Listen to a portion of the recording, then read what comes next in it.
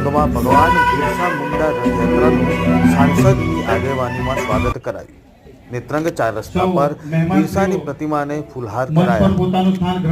ભગવાન બિરસા મુંડાની 150મી જન્મ જયંતિ નિમિત્તે ગુજરાતના રાજ્યપાલ આચાર્ય દેવવ્રતજીએ ધરતી આબા જનજાતીય ગ્રામ ઉત્કર્ષ અભિયાનની શરૂઆત કરાઈ હતી, જે અંતર્ગત કેન્દ્ર સરકાર અને રાજ્ય સરકારે ભગવાન બિરસા મુંડા રથયાત્રાની શરૂઆત કરાઈ। આજરોજ નેત્રંગ 4 રસ્તા પર આ રથયાત્રા આવી પહોંચી।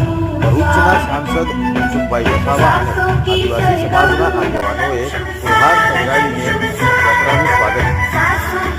ભરૂચ સાંસદ મનસુખભાઈ વસાવાએ જણાવ્યું કે ભગવાન બિરસા મુંડાના વિચારો જન સુધી પહોંચે અને આદિવાસી સમાજ તેમાંથી પ્રેરણા મેળવે તે માટે ભગવાન બિરસા મુંડા રથયાત્રાનું આયોજન કરાયું છે।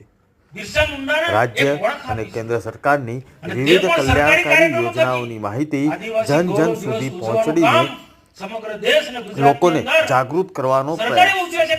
આદિવાસીના કલ્યાણ માટે અનેક યોજના અમલમાં આવી છે, જે દરમિયાન જિલ્લા તાલુકાના જવાબદાર પદાધિકારીઓ અને અધિકારીઓ સહિત મોટી સંખ્યામાં ગ્રામજનો આ રથયાત્રામાં ઉપસ્થિત રહ્યા હતા।